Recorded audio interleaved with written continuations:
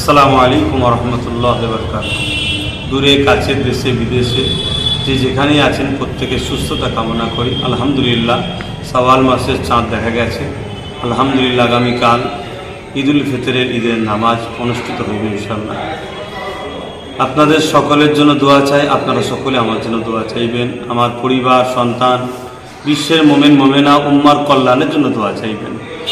বিশেষ করে আজ দেখা যায় এই ঈদের দিনে আমার কিছু যুব সমাজ বাইক নিয়ে খুব তাড়াহুড়ো করে যাতায়াত করে। তাই অনুরোধ করছি আমার যুবক ভাইদের যে আপনারা সুস্থভাবে যাতায়াত করবেন, আস্তে সুস্থে গাড়ি চালাবেন, কেন সময়ের থেকে জীবনের মূল্য অনেক বেশি।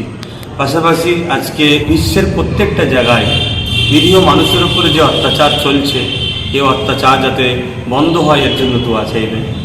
পাশাপাশি খাস করে আমরা ভুলে যেতে পারি না, তাই প্রত্যেকটা ঈদগায় প্রতিটা ইমাম, মুয়াজ্জিন, প্রতিটা মানুষের কাছে আমার আবেদন, অনুরোধ, আমার নিরীহ প্যালেস্তাইনবাসীর জন্য দোয়া চাইবেন।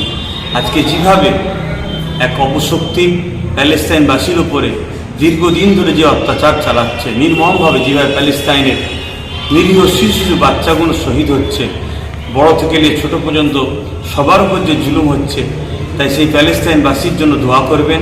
আসসালামু আলাইকুম রহমতুল্লাহ বরকাতুহু।